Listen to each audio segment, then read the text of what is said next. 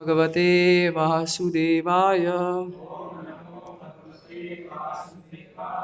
ओम नमो भगवते वासुदेवाय।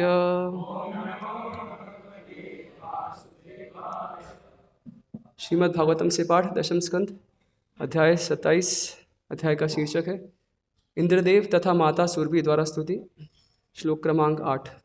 सह त्वं मम ऐश्वर्य मद प्लुतस्य कृत आगसः ते अविदुषः प्रभावं शन्तुं प्रभो अथ अर्हसि मूढ चेतसः मा एवं पुनः भूत मतिः ईश मे असति। सा त्वं ममैश्वर्ये मद्प्लुतस्य कृतागसस्ते विदुषः प्रभावं शन्तुं प्रभोथार्हसि मूढचेतसो मैवं पुनर्भून्मतिरीश मे सति।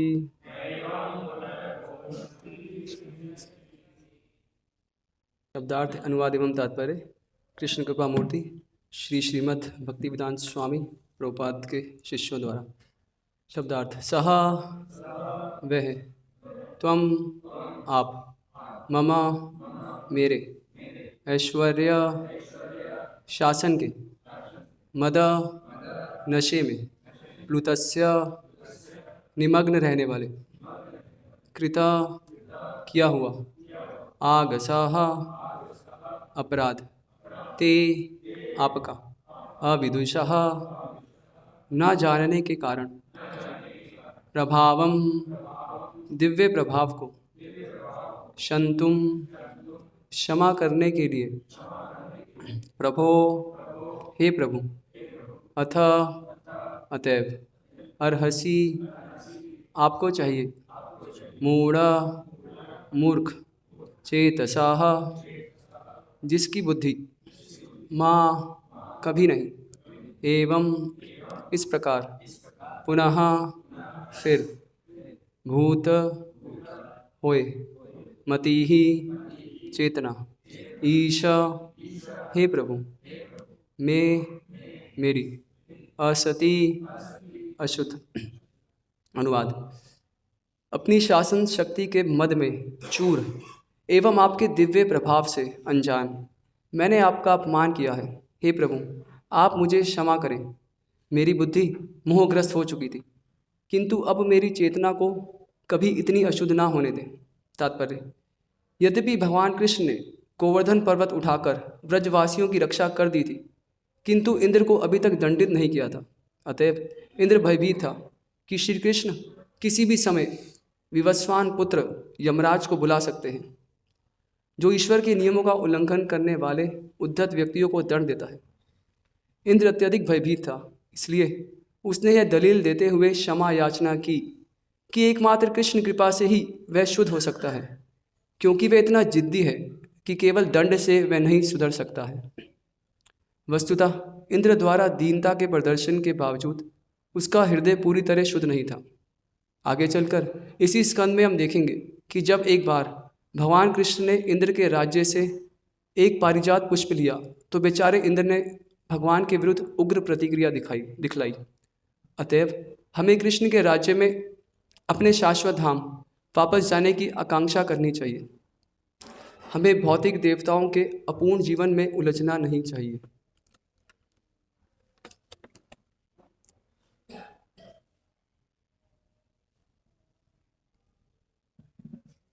मम ज्ञानतिमिरन्धस्य ज्ञानञ्जनशलाकया चक्षुरुन्मिलितं येन तस्मै श्रीगुरवे नमः। श्रीचैतन्यमनोभीष्टं स्थापितं येन भूतले स्वयं रूपः कदा मह्यं ददाति स्वपदान्तिकं। वन्देऽहं श्रीगुरो श्रीयुतापदकमलं श्रीगुरुन् वैष्णवांश्च श्रीरूपं साग्रजातं सहगणा रघुनाथान्वितं तं सजीवं साद्वैतं सावधूतं परिजनसहितं कृष्णचैतन्यदेवं श्रीराधा कृष्णपादान् सहगणललिता श्रीविशाखान्वितांश्च नमो ओं विष्णुपादाय कृष्णप्रेष्ठाय भूतले श्रीमते भक्तिवेदान्तस्वामिनिति नामिने नमस्ते सारस्वते देवे गौरवाणी प्रचारिणे निर्विशेष शून्यवादी पाश्चात्यदेशधारिणे नमो महावदन्याय कृष्णप्रेमप्रदायते कृष्णाय कृष्णचैतन्य नाम्ने गौरत्विषे नमः। हे कृष्ण करुणा सिंधो दीनबंधो जगत्पते गोपेश गोपिकाकांत राधाकांत नमस्तुते तप्त कांचन गौरांगी राधे वृंदावनेश्वरी वृषभानुसुते देवी प्रणमामि हरिप्रिये वाञ्छाकल्पतरुभ्यश्च कृपा सिन्धुभ्येव च पतितानां पावनेभ्यो वैष्णवेभ्यो नमो नमः। जय श्री कृष्ण चैतन्य प्रभु नित्यानंद श्री अद्वैत गदाधर श्रीवासादि गौर भक्तवृंद। हरे कृष्णा कृष्णा कृष्णा हरे हरे हरे राम राम राम हरे हरे। नमस्ते गिरिराजाय श्री गोवर्धन नामिने अशेष क्लेशनाशाय परमानंददायिने। हरे कृष्ण। आज बहुत ही विशेष दिन है, श्री गोवर्धन पूजा महामहोत्सव। तो कैसे आज से 5 वर्ष पूर्व आज ही के दिन भगवान ने तो सभी ब्रजवासियों के साथ मिलकर और जो गोवर्धन जो भगवान कृष्ण भी और उनके हरिदास वर्य भक्तों में सर्वश्रेष्ठ, तो अपने एग्जाम्पल से भगवान गिरिराज गोवर्धन की पूजा करना सिखाते। देखते कृष्णा पुस्तक में प्रभुपाद लिखते हैं एक जगह कि with Krishna hell is heaven and without Krishna heaven is hello. तो जो कृष्ण है, कृष्ण के साथ अगर हम नरक में भी हैं तो स्वर्ग बन जाता है, और कृष्ण हमसे दूर है तो नरक भी स्वर्ग, हमसे दूर है तो स्वर्ग भी नरक के समान है। तो ये गोवर्धन लीला में हम देखने को मिला, क्योंकि सब ब्रजवासियों ने कृष्ण का आश्रय लिया था ना, कृष्ण सेंटर में थे। तो इतना बड़ा जो डिसास्टर था आज के समय में क्या बन गया, कैटास्ट्रॉफी, तो इतना वो कोई सामान्य वर्षा नहीं थी। तो आगे हम चर्चा करेंगे कैसे इतनी प्रलयंकारी, तो सामर्थक बादल जो प्रलय के समय वर्षा करते हैं, तो वो वर्षा नहीं थी, वो तो पूरी इंद्र की योजना थी सबको डुबा के मार देने की। लेकिन क्योंकि ब्रजवासियों ने कृष्ण को आश्रय लिया, कृष्ण सेंटर में थे, तो इतना बड़ा जो डिसास्टर था तो एक फेस्टिवल बन गया। क्या फेस्टिवल बन गया, तो 7 दिन तक लगातार जो सब ब्रजवासी वो कृष्ण के दर्शन कर पा रहे हैं। तो इससे बड़ा उनके नेत्रों के लिए और क्या उत्सव हो सकते हैं। हम देखते हैं ना, कृष्णा बुक में पढ़ते हैं कि कैसे जब कृष्ण तो चले जाते थे अपने सखाओं के साथ डेली गाय बछड़े और फिर गायों को चराने के लिए, तो गोपियाँ खाली रात में ही कृष्ण के साथ रास करके या आते जाते देख के संतुष्ट नहीं थी। वो तो क्या उनका हृदय तो उनके साथ रहता था, और वो पूरा दिन वो देखना चाहती थी। तो सभी ब्रजवासी और विशेषकर गोपियों की जो इच्छा थी वो इस 7 दिन तक बिना रोक टोक के, बिना किसी लोक लज्जा के, तो कृष्ण को बिना पलक झपका के वो दर्शन कर सके। तो सभी ब्रजवासी, तो इतना बड़ा उत्सव था उनके नेत्रों के लिए। एक बार एक वरिष्ठ भक्त बता रहे थे कि एक्चुअली जो 56 भोग लगाया जाता है ना, तो इसकी स्टार्ट कैसे हुई थी। तो 7 दिन तक भगवान ने जब गोवर्धन उठाया था ना, तो 7 दिन तक कुछ खाया नहीं था, क्योंकि वो तो बिजी थे वहाँ, तो कैसे खाएंगे वो गोवर्धन उठाए हैं। तो फिर रोज़ भगवान क्या 8 बार खाते थे दिन में। तो जब एक हफ्ता पूरा हो गया तो 7 × 8 कितना हुआ, तो 56 एक साथ खिला दिया उनको। तो तब से 56 भोग की रीति शुरू हो गई। तो एक फेस्टिवल। तो कैसे हम कृष्ण का आश्रय लेते हैं, तो बड़ी से बड़ी विकट परिस्थिति भी एक उत्सव में बदल जाती है। तो ये हम देख सकते हैं। खैर आज जो हम चर्चा करेंगे तो थोड़ा इसका थीम अलग है। तो भक्तिविनोद ठाकुर बताते हैं कि ब्रज लीला में ये जो अलग अलग असुरों का भगवान ने वध किया, तो अलग अलग अनर्थों का प्रतिनिधित्व करते हैं। तो ऐसा नहीं खाली प्रतिनिधित्व करते हैं, भगवान ने असुर मारे भी थे। तो ऐसा नहीं खाली फिगरेटिव है कि कई लोग ऐसा मानते हैं ना, मायावादी। तो भगवान ने गोवर्धन उठाया मतलब गोवर्धन कुछ पर्वत नहीं है, ठीक है होगा भी, लेकिन भगवान ने तो मुसीबत दूर कर दी। या फिर वो क्या कहते हैं, वो 9 लखी गायें थी, मतलब भगवान की 9 लाख गायें थी, तो ऐसा इंटरप्रेट करेंगे ना कि वो एक गाय थी जिसका नाम 9 लखी था, तो ऐसा सब नहीं है। तो भगवान ने असुरों का भी वध किया, और साथ के साथ ये जो असुर है, तो एक साधक के जीवन में जो अनर्थ वो फेस करता है, तो उनको भी रिप्रेजेंट करते हैं। तो हालांकि इस लीला में भगवान ऐसे फिजिकली किसी असुर को वध नहीं कर रहे। इंद्र जो कि भगवान के ही भक्त हैं, शुद्ध भक्त नहीं है लेकिन एक सकाम भक्त हैं, तो उनके मिथ्या अहंकार का हम उनकी ईगो को चेस्टाइज कर रहे हैं। तो ये तो कैसे जो अनर्थ है बहुत बड़ा, मिथ्या अहंकार, फॉल्स प्राइड, तो बहुत बड़ा चैलेंज है एक साधक के जीवन में। तो कैसे भगवान एक भक्त के मतलब योजना बनाते हैं, कैसे उस साधक के आध्यात्मिक जीवन में जो इतना बड़ा चैलेंज है, तो एक फॉल्स ईगो नाम का बैरियर, वो कैसे ओवरकम हो सकता है। तो इसी थीम पे हम चर्चा करेंगे। ये कुछ 8 शिक्षाएं हैं जिनको हम पूरा करने का प्रयास करेंगे आज की क्लास में। तो ये कृष्णा बुक से ही मैं पाठ करूँगा कुछ सेक्शंस को, और फिर उनके बेसिस पे कुछ हम डिस्कस करने का प्रयास करेंगे। तो प्रभुपाद लिख रहे हैं अध्याय 25, वृंदावन में प्रलंकारी वर्षा। जब इंद्र को ज्ञात हुआ कि वृंदावन में ग्वालों द्वारा संपन्न होने वाला यज्ञ कृष्ण द्वारा रोक दिया गया है, तो वह अत्यंत क्रुद्ध हुआ और नंद महाराज आदि वृंदावन वासियों के ऊपर अपना गुस्सा उतारने लगा। यद्यपि उसे यह पूर्णतः ज्ञात था कि साक्षात कृष्ण उनकी रक्षा कर रहे हैं। तुम देख सकते हैं कैसे कल भी हम सुन रहे थे प्रवचन में, प्रभुपाद बता रहे थे कि तो प्रतिवर्ष ये जो इंद्र यज्ञ, जो ब्रजवासी थे वो इंद्र याग, क्योंकि इंद्र वर्षा के देवता और उनकी कृपा से बारिश होती है, और फिर जो नंद महाराज और आदि उनके अन्य ग्वाले थे, तो सब वैश्य थे ना, तो उनके लिए तो गायों को रेस करना और ये कृषि करना, तो जिसके लिए वर्षा थी बहुत ही उपयुक्त थी, बहुत आवश्यक थी। तो इसलिए वो इंद्र के यज्ञ करते थे ताकि इंद्र प्रसन्न रहे और बारिश होती रहे। तो हर साल से ऐसा ट्रेडिशनली तो कितने समय से ऐसा चल रहा था, लेकिन एक साल इंद्र ने मतलब इंद्र का यज्ञ भगवान कृष्ण ने बंद करवा दिया, तो कितना वो क्रुद्ध हो गया कि भाई हर साल तो मुझे मतलब मान सम्मान मिल रहा था, मुझे सब वर्शिप कर रहे थे, लेकिन एक बार उसको मान सम्मान में ठेस पहुंची तो कितना वो अपमानित इंद्र अनुभव कर रहे हैं, ये जानते हुए कि साक्षात कृष्ण ब्रजवासियों की रक्षा कर रहे हैं, लेकिन वो अपना गुस्सा उन पर उतारना चाहते हैं। तो एक साधक के जीवन में जो प्रेज एंड ऑनर, ये जो मान सम्मान की इच्छा है, तो ये बहुत ही घातक है। हालांकि शिष्यों का कर्तव्य है अपने आध्यात्मिक गुरु को मान सम्मान देना, तो जूनियर से एक्सपेक्टेड है कि वो सीनियर्स की रिस्पेक्ट करें, लेकिन एट द सेम टाइम जो सीनियर्स है तो उनको बहुत ही कॉशियस रहना। चैतन्य महाप्रभु में कि क्या शिक्षा है, अमानी ना मान देना कीर्तनिया सदाहरी। हम बाकी हमेशा इनाम लेना चाहते हैं तो हमेशा हमें खुद कभी मान की आशा नहीं रखनी और दूसरों को सम्मान प्रदान करना। तो दूसरे कैसे बिहेव करें वो मैटर नहीं करता, लेकिन हमारी तरफ से उनको रिस्पेक्ट प्रदान की जानी चाहिए। एक बार गोकुल चंद को बता रहे थे, तो परम पूज्य भक्तिदास महाराज तो एक समय रूम पे थे कहीं पर, तो उनके एक शिष्य आते हैं और महाराज को प्रणाम करते हैं, और प्रणाम करके ऐसे दोनों हाथ कर लेते हैं, वो कहते हैं प्लीज़ एक्सेप्ट माय ब्लेसिंग्स महाराज, मेरा आशीर्वाद स्वीकार करिए। मतलब ना जाने उनकी बुद्धि को क्या हुआ था, लेकिन कुछ हुआ भी नहीं। महाराज को तो ऐसे जैसे सब नॉर्मल ही है, कुछ स्लाइट भी एजिटेशन नहीं।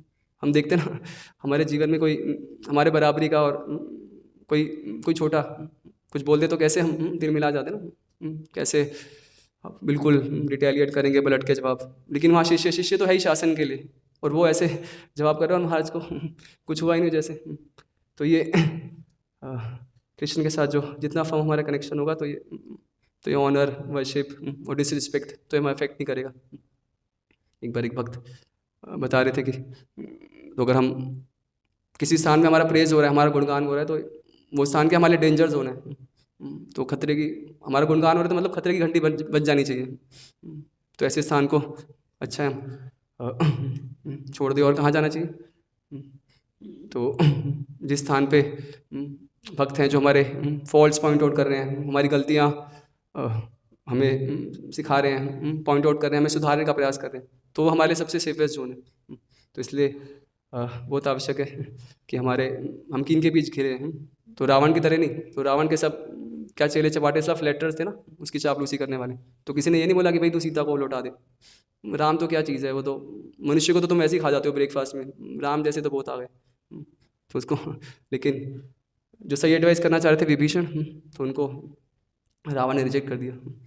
तो साधक के जीवन में ये बहुत इम्पोर्टेंट है कि हम देखें कि जिनसे हम एडवाइस ले रहे हैं तो फ्लैटर्स नहीं है, तो हमें रियल वेल विशर्स हैं। तो भले उनके वचन हमें कटु लगे, लेकिन वही हमारा असली हित कर सकते हैं।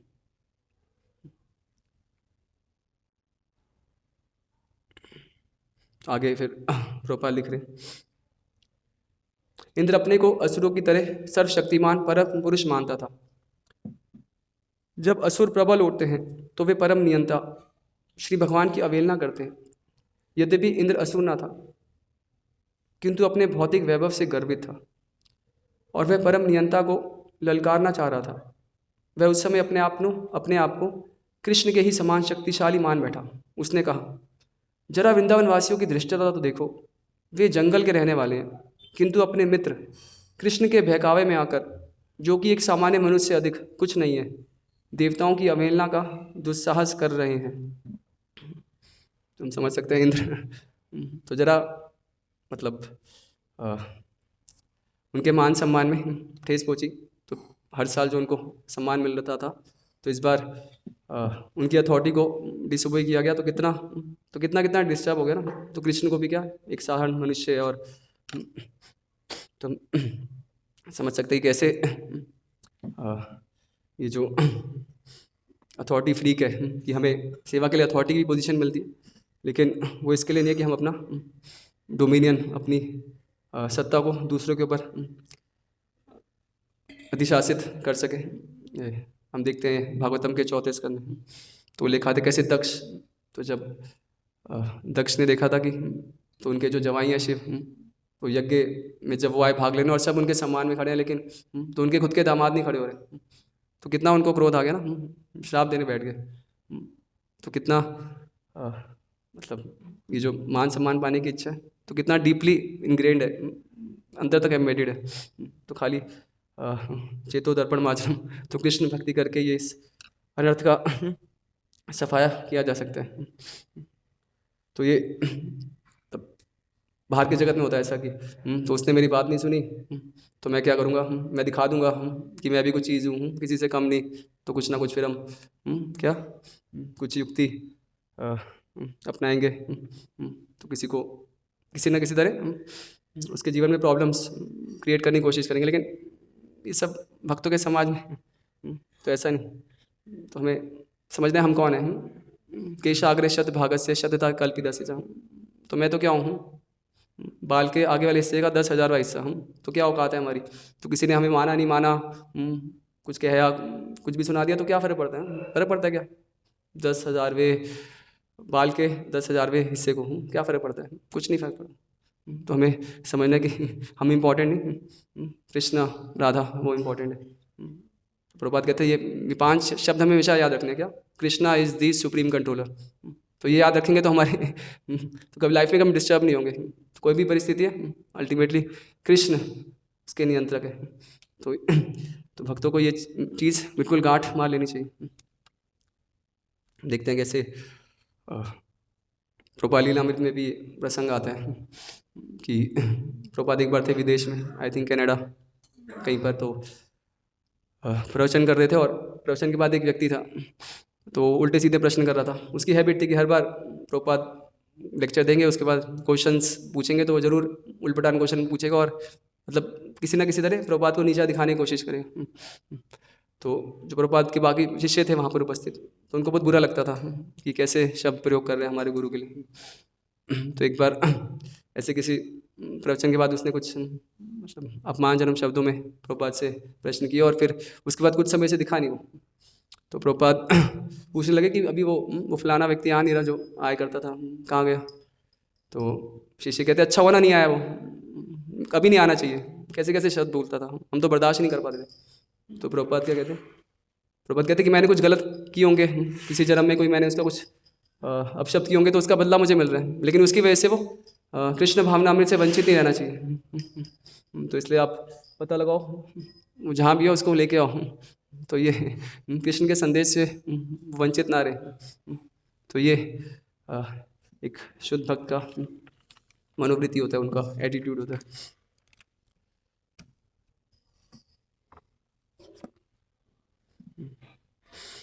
आगे फिर प्रभुपाद लिख रहे हैं इसी अध्याय में, इंद्र ने वृंदावन वासियों के इस कृत्य की आलोचना की और कहा, तुम लोग देवताओं की सत्ता को चुनौती देकर इस संसार में कष्ट भोगोगे। देवताओं को बलि ना देने के कारण तुम भवसागर के अवरोधों को पार नहीं कर सकोगे। उसने आगे कहा, वृंदावन के ग्वालों ने इस वाचाल बालक कृष्ण के कहने पर मेरी सत्ता की उपेक्षा की है। यह तो निरा बालक है, किंतु इस बालक पर विश्वास करके इन्होंने मुझे कुपित किया है। इस प्रकार उसने सामवर्तक को आदेश दिया कि वह जाए और वृंदावन का सारा वैभव नष्ट कर दे। तो हम समझ सकते हैं मिथ्या अहंकार कितना डेंजरस होता है ना। तो उसकी चपेट में व्यक्ति की बुद्धि पूरी अपराधजनक हो जाती है ना, वो फिर देखता नहीं है, सोचता नहीं है तो सामने कौन है, भक्त हैं अभक्त हैं, कि वो जीवों के प्रति अपराध करेगा, फिर भक्तों के प्रति, वैष्णवों के प्रति, गुरु के प्रति और कृष्ण के प्रति भी अपराध कर बैठे। तो यहाँ पर इंद्र क्या कह रहे हैं, वो बातों नहीं लड़का कृष्ण, उसकी बातों में आके ये सबकी मति फिर गई और यज्ञ रोक दिया।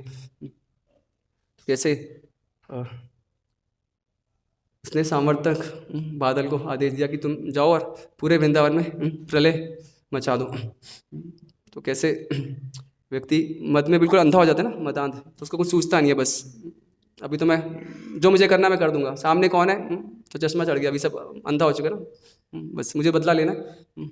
तो अपराध करता जाएगा तो पहले वैष्णव के प्रति, फिर गुरु के प्रति और अल्टीमेटली कृष्ण के प्रति। तो अगर वो मतलब इंद्र चाहता था कृष्ण से उद्देश्य था तो पर्सनली कृष्ण सेटल कर लेता, लेकिन उसका मतलब तो उसका मिथ्या अहंकार व्यक्ति को कितना स्ट्रांग होता है कि ठेस पहुंची तो भी मैं सबको हर एक को क्षति पहुंचाऊंगा, तो भी परवाह नहीं कृष्ण कौन है। तो प्रलय होगी तो सब कृष्ण माता पिता उनके पूरी फैमिली पूरे ब्रजवासी सब गायें सब मारे जाएंगे। क्यों? क्योंकि मेरा अहंकार इंपॉर्टेंट है, उन्होंने मुझे कैसे ठेस पहुंचाई। तो कैसे ये जो मिथ्या अहंकार है व्यक्ति को कितना निकृष्ट, कितना बिल्कुल अंधा बना देता है। मतलब बेचारे जो मतलब इतने मासूम जीव है ना गायें, उनको भी मारने पे हाथ तुल गया वो। तो कितना कितना अहंकार की वजह से व्यक्ति कितना ब्लाइंड हो जाता है, बिल्कुल मति उसकी नष्ट हो जाती है। तो देख सकते हैं हमारे जीवन में भी, तो कभी हमारे अहंकार में ठेस पहुँचती है तो हम फिर विचार नहीं करते ना। तो कैसे हम उस भक्त के प्रति जो लगता है हमारी अहंकार में बाधा उत्पन्न कर रहा है तो उनको क्रिटिसाइज करना, बैक बाइटिंग, तो ये सब मतलब भक्तों के समाज में ये सब बहुत ही अनुपयुक्त है। तो कुछ भी मिसअंडरस्टैंडिंग है तो क्लैरिफिकेशन, लेकिन ये वो कुछ बोलेगा दूसरा बोलेगा तो ये सब नहीं, तो भक्तों के समाज में नहीं। तो अगर हम ऐसी भावना रख रहे हैं कि किसी भक्त ने तो मेरे सम्मान में ठेस पहुँचाई तो भी मैं उसकी निंदा करूँगा, तो ये तो मतलब ये जो वैष्णव की निंदा है तो क्या ये विटामिन सप्लीमेंट है हमारी फॉल्स ईगो के लिए। तो हमारी मिथ्या अहंकार जो वैसे इतना बड़ा चढ़ा है तो हम वैष्णव की निंदा करके उसको और ज़्यादा उसका पोषण कर रहे हैं, लेकिन नहीं, तो हमें तो इसको काटना है, इसको और बढ़ाना नहीं है। तो अभी इंद्र का तो गुस्सा आगे कंटिन्यू होता है।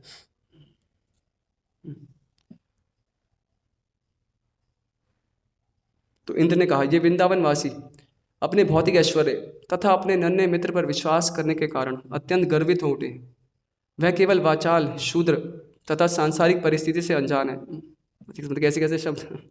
तो वही व्यक्ति जब मतलब वो क्रोध करने लगता है, उसका जब फॉल्स ईगो हिट होता है तो फिर वो क्या वो वचन यूज़ कर रहा है, किसके लिए यूज़ कर रहा है, तो सब उसकी मति दूषित हो जाती है। किंतु अपने को ज्ञान में बड़ा चढ़ा बताता है।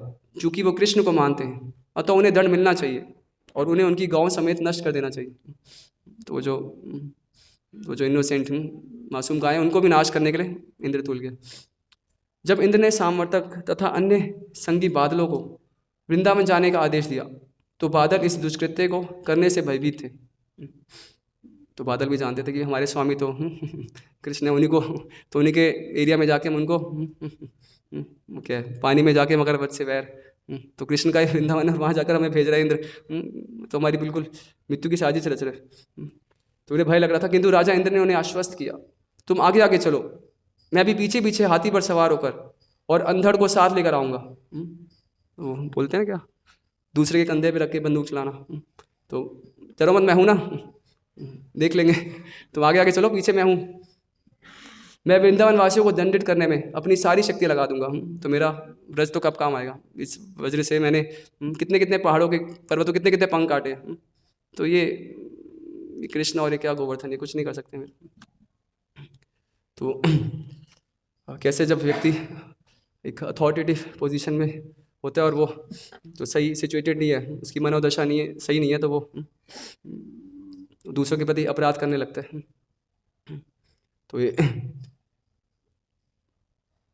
तो भक्तों के भी जीवन में हो सकते हैं। तो अगर हमारा सही डेली श्रवण कीर्तन नहीं चल रहा तो हमारी चेतना का स्तर भी एक भौतिकवादी व्यक्ति की तरह हो सकता है। तो ये भक्त ऐसा ऐसा है, बात नहीं मानता, ठीक है, तो बोल दूंगा मैं हाउस कीपर को कि अभी एक तरीका आएगा ना, जब वो साबुन सर्फ लेने तो आएगा ही तेल लेने, तो बोल दूंगा मैं हाउस कीपर को कुछ नहीं देना उसको, तो ज़्यादा चीज़ ही करे तो बोल देना शाम को अंदाज से मिल ले, तो मैं दिखा दूंगा, फिर मेरे पास आएगा तो मैं बता दूंगा। तो ये भक्तों के समाज में उपयुक्त आचरण नहीं। तो कुछ भी मिसअंडरस्टैंडिंग है तो क्लैरिफिकेशन, और फिर मिलके कृष्ण की सेवा, तो ये इम्पोर्टेंट है। तो मतलब हम समझ सकते हैं ना हमारा कितना महत्वपूर्ण कार्य हमें करना है। लोग नरक में जा रहे हैं और मतलब प्रभुपाद जी ने हमें अवसर प्रदान किया उनको नरक में जाने से बचाने का, और हम आपस में ही छोटी मोटी ईगो क्लैशेस में अपना टाइम बर्बाद कर रहे हैं। तो इससे बड़ा दुर्भाग्य क्या हो सकता है। तो हमारे तो हम मेडिटेट करें कि कितना इंपॉर्टेंट टास्क हमें प्रभुपाद ने दिया, और इसमें छोटा मोटा हमारा ईगो ये कैसे सेंटर में आ सकते हैं। कृष्ण की सेवा के लिए हमने जीवन दिया, और तो ये सब चीज़ें तो टाइम कहाँ है अब चीज़ों के लिए, हमें तो इतना महत्वपूर्ण कार्य प्रभुपाद जी ने सौंप में।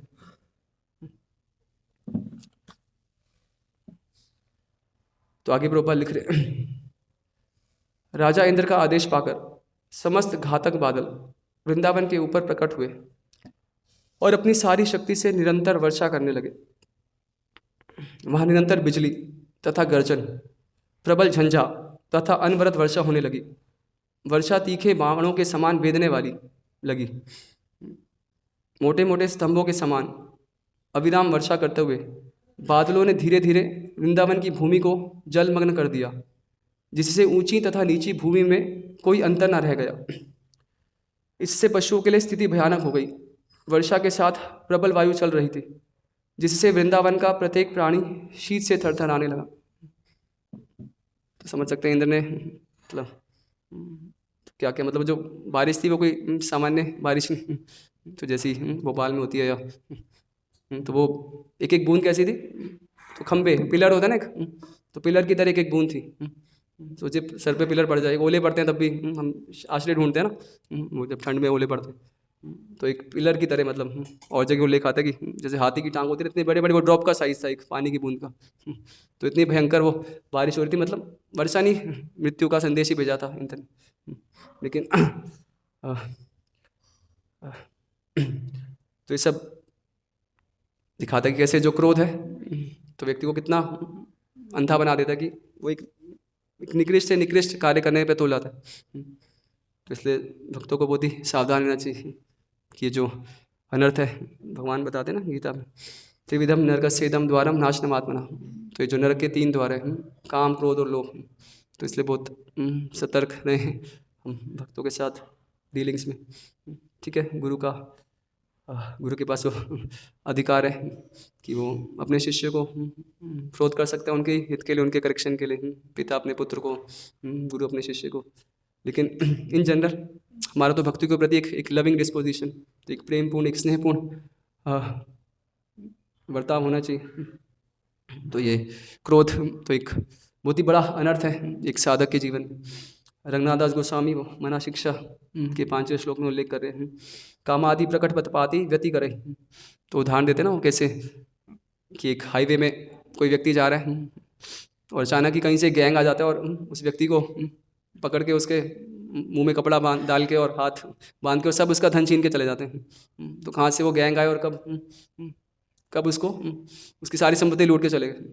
तो वैसे ही मतलब हम भक्ति के पथ पे चल रहे हैं, प्रकट पाती पथ पाती व्यति करें, तो सब अच्छा चल रहा है और अचानक ही वो सब पूर्व संस्कार काम क्रोध जिनसे हमारा स्ट्रगल चल रहा है, तो कब वो उदय होते हैं और उनके हाथों में भी क्या फंदे, तो भी हमारा सब जो भी हमने इस आध्यात्मिक प्रगति आध्यात्मिक मार्ग में जो कुछ भी हमने प्रोग्रेस किया है गुरु की कृपा से भक्तों की कृपा से, तो सब वो सब हमारी रियलाइजेशन सब जो हमारा असली धन है भक्ति का सब छीन लेंगे।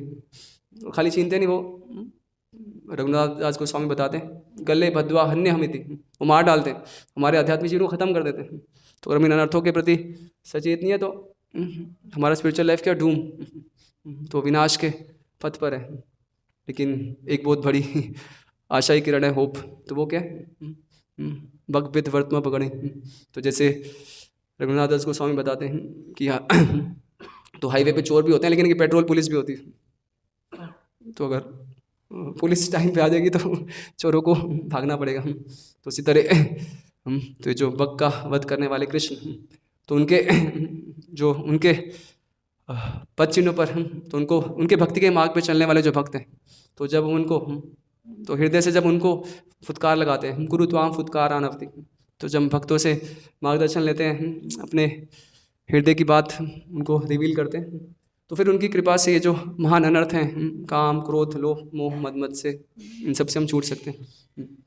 तो इसलिए रूप गोस्वामी उपदेश देते हैं ना, तदाति प्रटिघाति गुह्यम आख्याति पृच्छति। तो एक इम्पॉर्टेंट पार्ट है साधकों के जीवन में गुह्यम आख्याति पृच्छति, कि हमारे आध्यात्मिक जीवन में जो भी गुह्य है, ठीक है हम सबके साथ शेयर नहीं करेंगे, लेकिन एक कुछ तो हमारे आसपास हमारे जीवन में कुछ ऐसे एक या दो भक्त हों, समकक्ष है तो ठीक है, लेकिन सीनियर हो तो और भी अच्छे, तो जिनको हम पूरा अपना हार्ट रिवील कर सकें और फिर उनके मार्गदर्शन से अपना जीवन चला सके, तो वो फिर हम सेफ बचे रहेंगे इस ये जो षट रिपु है काम क्रोध इत्यादि इन सबके अटैक से। तो इसलिए भक्तों को कभी झिझकना नहीं चाहिए दूसरे खासकर वरिष्ठ भक्तों से मार्गदर्शन लेने में। तो अभी तो काम क्रोध लोभ मद मत्सर सब इसमें ही आ जाते हैं ना, कितना कितना सत्संग हो जाता है, तो बहुत ही सावधान रहना चाहिए। तो कभी कुछ गलत हो जाए, कुछ आपत्तिजनक, तो तुरंत अपनी अथॉरिटी को दे दो, प्रभु जी ये रख लो मुझे बचा लो। तो ऐसा हमारा मनोदशा होनी चाहिए। तो उसमें कुछ रिजर्वेशंस नहीं फिर डिवोटीज भक्तों के आगे खुलने में, तो हम खुलेंगे तभी हम बच पाएंगे। आगे प्रभुपाद लिख रहे हैं, कृष्ण समझ गए कि इंद्र जानबूझकर अपने कोप का प्रदर्शन कर रहा है, अतः उन्होंने यह निष्कर्ष निकाला, अपने को परम शक्तिशाली समझने वाले इस देवता ने अपना महान पराक्रम को दिखा दिया, किंतु मैं अपने पद के अनुसार इसका उत्तर दूंगा और उसे दिखा दूंगा कि ब्रह्मांड के कार्यों के संचालन में वह स्वतंत्र नहीं है, मैं सबका परमेश्वर हूँ। अतः मैं इसकी इस झूठी प्रतिष्ठा को समाप्त कर दूंगा जिसे उसने अपनी शक्ति से प्राप्त किया है। सारे देवता मेरे भक्त हैं, अतः वे मेरी श्रेष्ठता को कभी भूल नहीं सकते, किंतु यह ना जाने कैसे भौतिक शक्ति के गर्व से फूल गया है और मदान्ध हो गया है, मैं इसके झूठे गर्व को चूर चूर कर दूंगा। तो ये कृष्ण हमारे असली वेल विशर है। तो प्रभुपाद एक जगह लिखते भी हैं कि जो भगवान है वो हमारी सभी सेवाओं को तुझ से तुझ सेवा को भी स्वीकार करते हैं, लेकिन उनको जो मिथ्या अहंकार है तो बिल्कुल भी पसंद नहीं।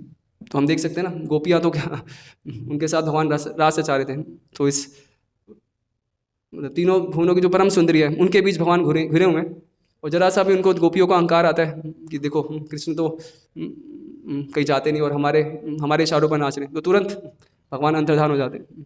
तो अपने परम भक्तों में भी भगवान को वो लेश मात्र भी मिथ्या अहंकार जो प्राइड की भावना पसंद नहीं है, और भगवान कृष्णा के एक्सपर्ट डॉक्टर है। तो जैसे एक निपुण चिकित्सक होता है ना, तो बीमारी का अच्छे से इलाज करता है, तो वैसे ही कृष्ण अपने भक्तों का जो भी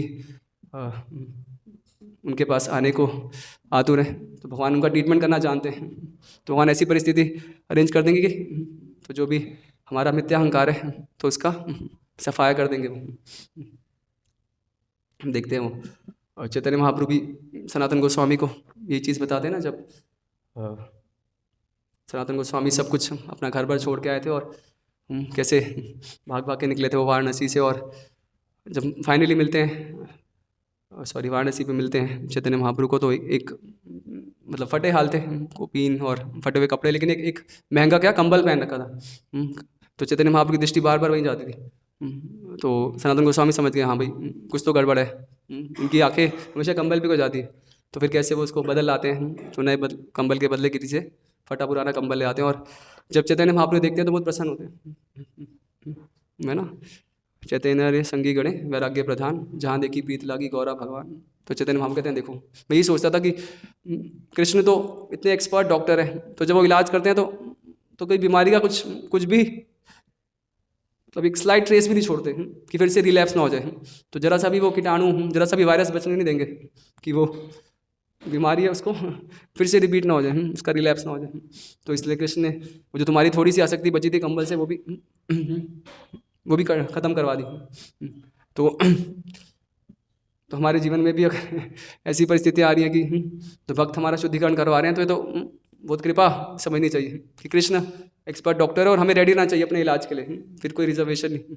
हम किस लिए आए, हमको यहाँ पर अपना मिथ्यांकार का पोषण करने आए क्या? मतलब मिथ्यांकार तो बाहर की जगह में तो यही हो रहा है ना।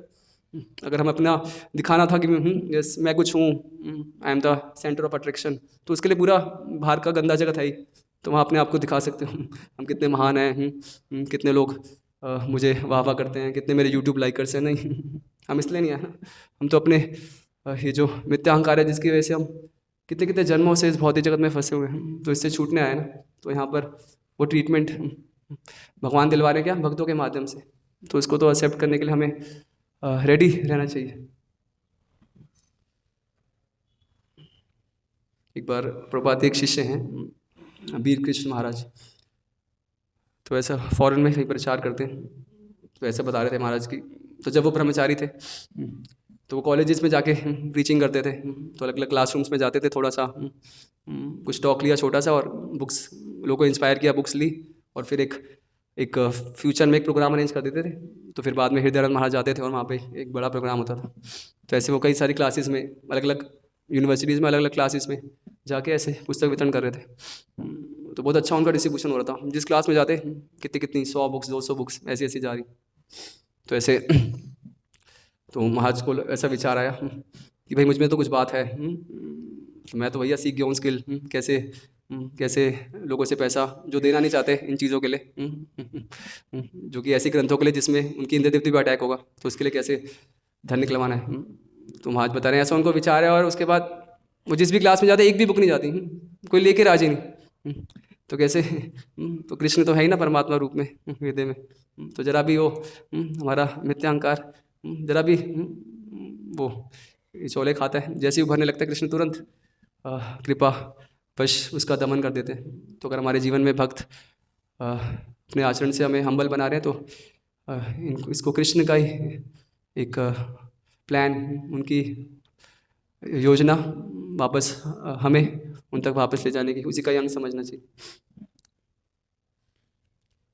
तो इसके लिए मतलब हम समझे कि हमारी क्या स्थिति है।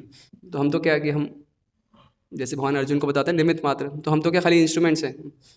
तो एक आर्टिस्ट होता है ना, वो पेंटिंग करता है, तो बहुत सुंदर सी वो पेंटिंग करेगा, तो लोग क्या बोलते हैं, वो कितना बढ़िया ब्रश था, क्या कलर्स थे, ऐसे बोलते हैं क्या? हर कोई पेंटर का गुणगान करता है ना, आर्टिस्ट का, जिसने बनाया है।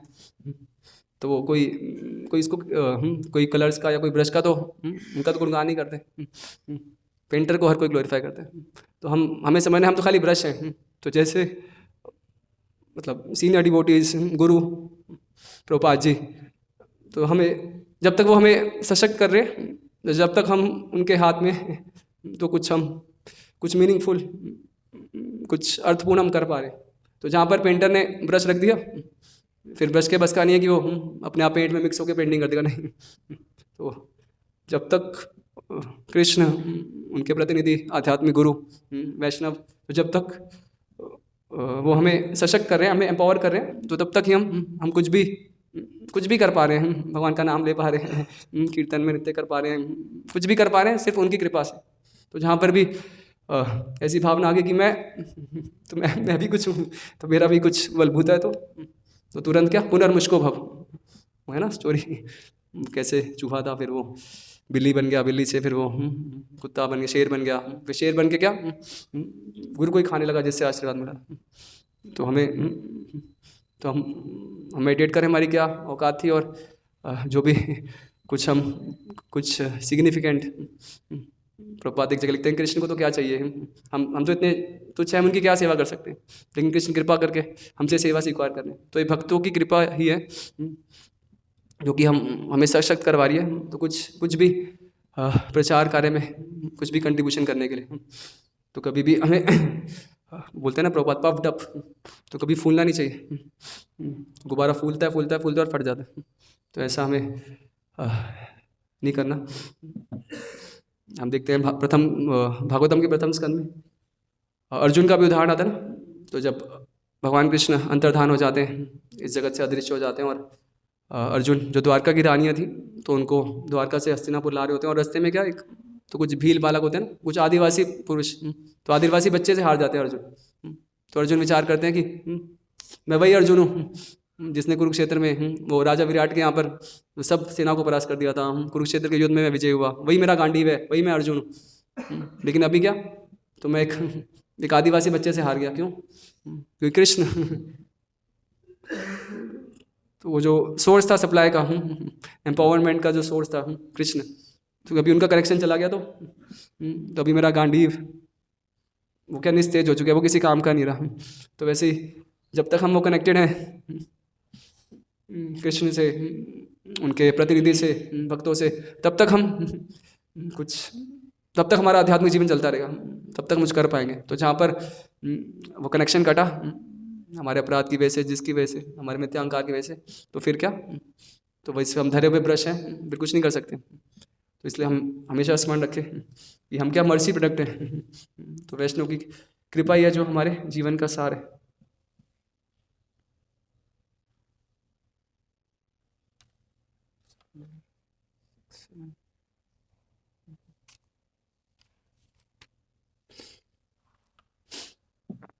तो ये अध्याय 27 स्वर्ग के राजा इंद्र द्वारा स्तुति। तो अभी ये पूरा मतलब कैसे फिर ये जो भी भयंकर वर्षा होती है, और फिर भगवान गोवर्धन को तो अपने बाएं हाथ की तो सबसे जो क्या बोलते हैं कनिष्ठा उंगली, इस पर धारण कर लेते हैं, और 7 दिन तक ऐसे भीषण वर्षा होती है, और फिर इंद्र का मान सम्मान तो सब भगवान चकनाचूर कर देते हैं। और फिर जब इंद्र को शुभ दूध आती है, तो वो सब बादल को वापस बुला लेते हैं, तो फिर से धूप निकल आती है, और भगवान गोवर्धन को उसी स्थान पर यथावत रख देते हैं। और फिर इंद्र आते हैं, तो सुरभि माता और सुरभि गाय और एरावत को आगे करके तो भगवान का अभिषेक कराते हैं। और फिर तो यही इस अध्याय में वर्णन है, प्रभुपाद लिख रहे हैं। इंद्र को कृष्ण के महान पद का ज्ञान था, क्योंकि वे इंद्र के भी स्वामी हैं, किंतु उसे विश्वास नहीं हो रहा था कि कृष्ण अवतार लेकर वृंदावन के ग्वालों के बीच रह सकते हैं। जब कृष्ण ने उसकी सत्ता को चुनौती दी, तो इंद्र क्रुद्ध हो गया, क्योंकि वह सोचता था कि इस ब्रह्मांड के सर्वे सर्वा मैं ही हूँ, और मेरे समान कोई भी बलशाली नहीं है। किंतु इस घटना के बाद उसका झूठा अहंकार नष्ट हो गया। अतः अपनी अधीन अवस्था समझकर वह हाथ जोड़कर कृष्ण के समक्ष प्रकट हुआ और इस प्रकार स्तुति करने लगा। तो जब मिथ्या अहंकार चूर हो गया, तो अभी इंद्र स्तुति कर रहे हैं। तो हमारा भी समझना चाहिए कि अगर भगवान कृपावश कैसी स्थिति रिड्यूस करके तो हमारा शुद्धिकरण करवा रहे हैं, हमारा मिथ्या अहंकार चूर करवा रहे हैं, तो हमें अभी रेडी, तो हमें ग्रेटफुल होना चाहिए। तो फिर ऐसा नहीं कि मतलब कि ठीक है कि वो सबऑर्डिनेट था, जो भी व्यक्ति था उसने मेरी बात नहीं मानी, ठीक है, तो मैं स्टेप 1 लूँगा, तो वो उसके प्रतिकार में स्टेप 2, फिर मैं स्टेप 3, स्टेप 4, ये तो सब तो ये जो पॉलिटिक्स है ना, ये कोल्ड वार, हॉट वार, ये सब बाहर के जगत में। भक्तों के जगत में ऐसा कोई टेट फॉर टैट नहीं। तो जो भी भक्तों के माध्यम से तो भगवान ने जो भी स्थिति जनरेट की, मुझे सत्य से अवगत करवाने की, मेरे मिथ्या अहंकार को चूर चूर करने की। तो मेरा सौभाग्य है, कृष्ण मुझे सही ट्रीटमेंट दे रहे हैं और मुझे मोल्ड कर रहे हैं, मुझे इस तरह प्रिपेयर कर रहे हैं कि मैं वापस उनके धाम जा सकूँ। तो ये तो हर्ष का विषय। हम देखते हैं कैसे जब भागवतम के प्रथम स्कंद में आता है कि वो शमीक ऋषि के पुत्र थे ना श्रृंगी, तो जब उन्होंने परीक्षित को श्राप दिया था, तो परीक्षित तो महान राजा थे और महान भक्त थे, तो उनमें इतनी शक्ति थी कि वो श्राप को निस्तेज कर सकते थे। तो श्राप का असर खत्म कर देते और ख़त्म कर देते, और चाहते तो श्रृंगी को भी काउंटर कर, तो बदले में उस श्राप को तो कट कर देते और श्रृंगी को भी श्राप दे सकते थे। तो इतना सामर्थ्य था, लेकिन उन्होंने सहज स्वीकार किया उसको, उस श्राप को भगवान की योजना समझ के।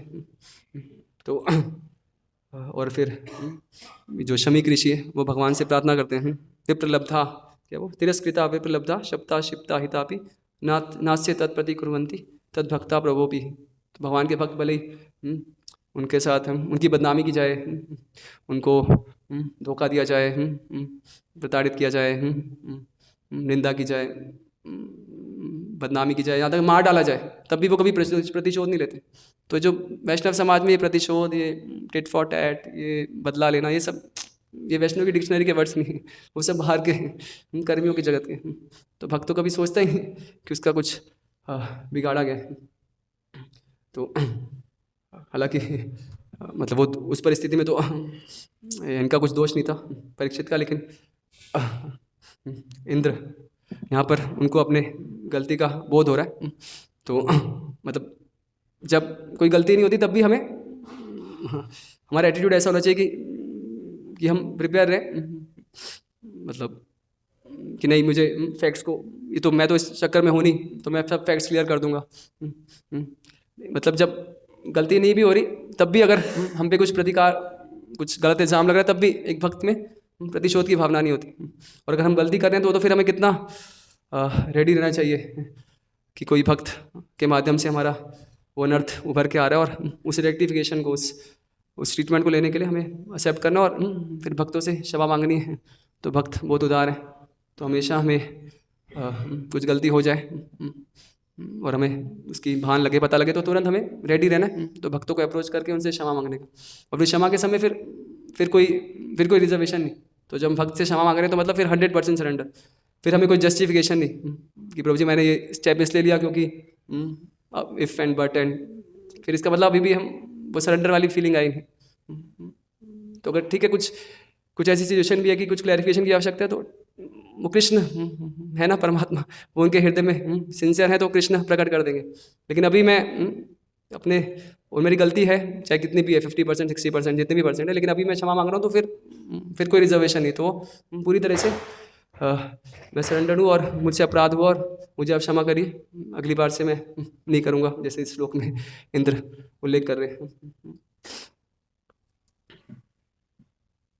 ठीक है, अभी 1-2 शिक्षाएं और लेके फिर इसको विराम देंगे।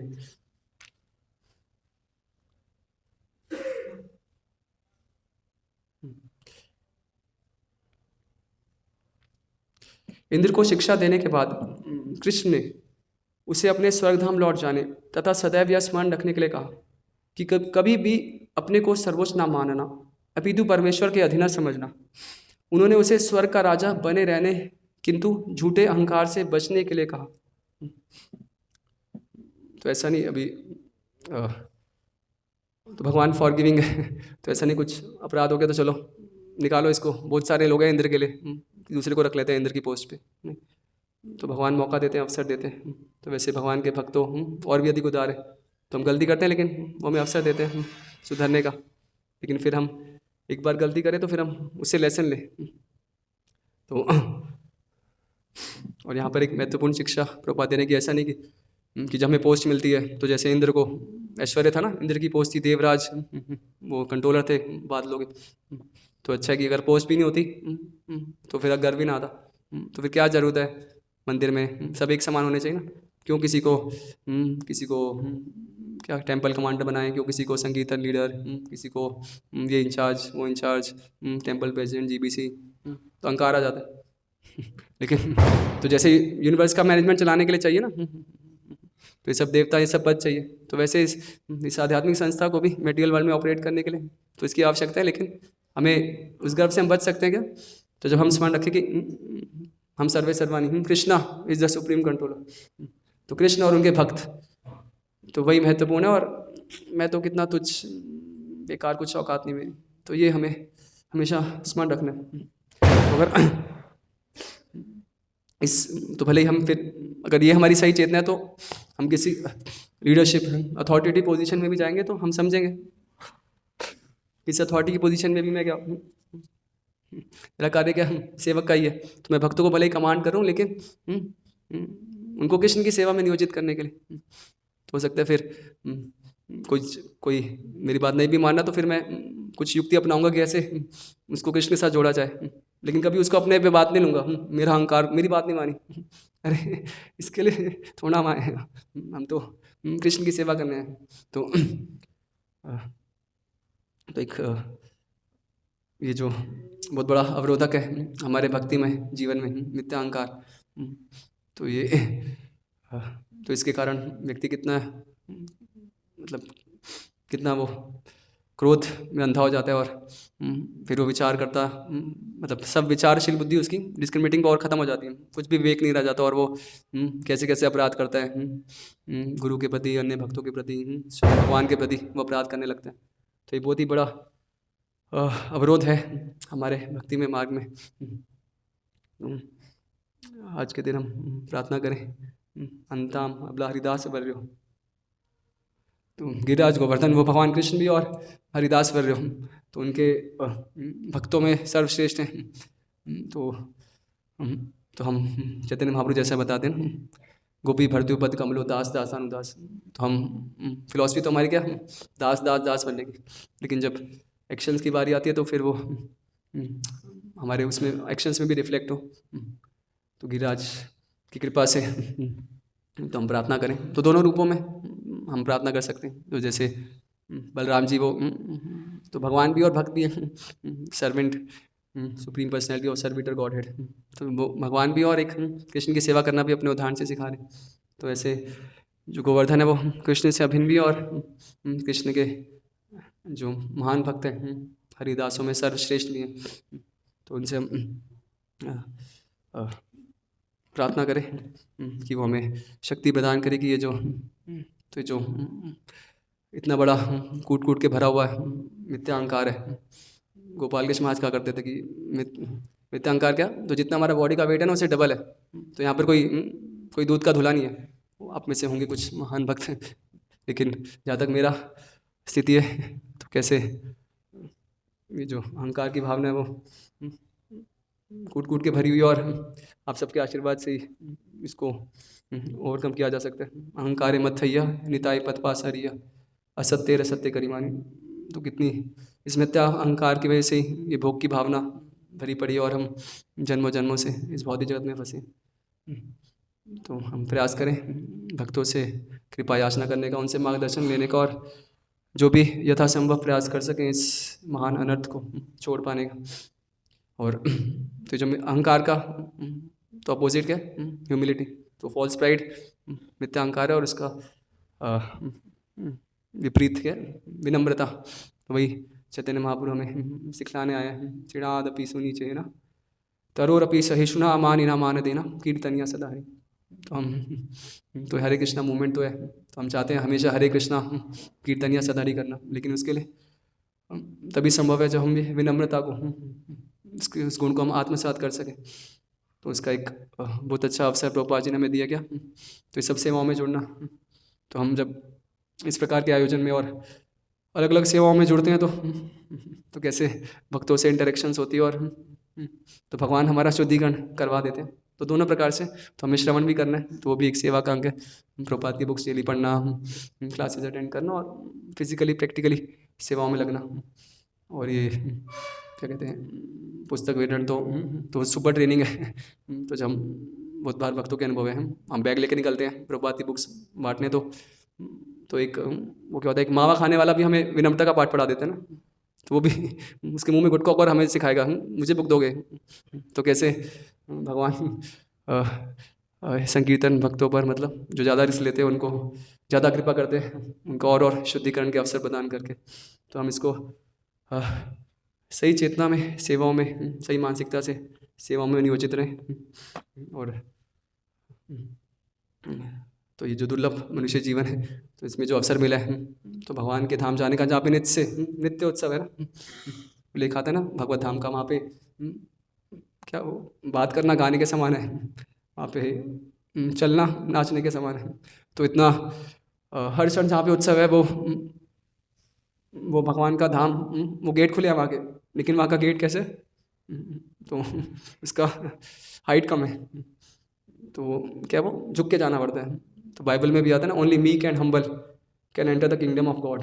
तो जो विनम्र है, जो झुक सकता है, वही उस गेट में से गुजर के और भगवान के धाम के लिए जा सकता है। तो आज के दिन हम विशेष प्रार्थना करें गिरिराज गोवर्धन से कि जो बहुत बड़ा चैलेंज है हम साधकों के जीवन में, तो भक्तों की कृपा से हम इसको इस पर विजय प्राप्त कर सकें और पूरी तरह प्रभुपाद जी के इस मिशन में अपने आप को समर्पित कर सकें। हरे कृष्णा कृष्णा कृष्णा हरे हरे, हरे राम राम राम हरे हरे। प्रश्न उत्तर के लिए समय है? ठीक है आज जी।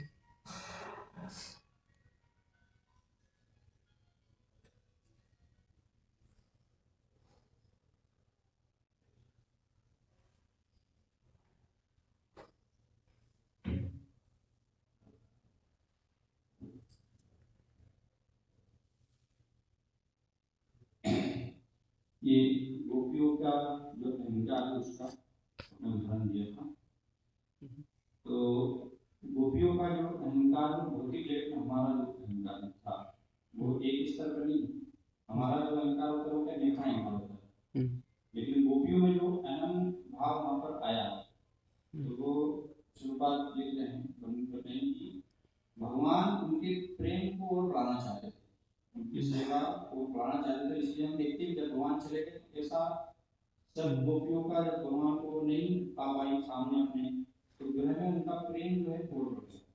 वो भगवान को उसमें आनंद मिलता है, इसलिए भगवान का उसको प्रेम को बढ़ाना चाहते थे। तो वहाँ पर वो एक अहम है, वो आध्यात्मिक स्तर पर ही है, वो इस तरह जैसा गोपियों का जो भाव ये जो मेरी समझ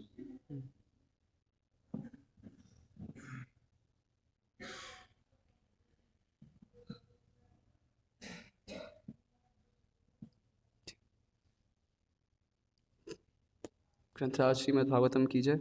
श्री गोवर्धन पूजा महामहोत्सव की जय। श्री गिरिराज गोवर्धन की जय। जगत गुरु शिला प्रभुपाद की जय। निताय गौर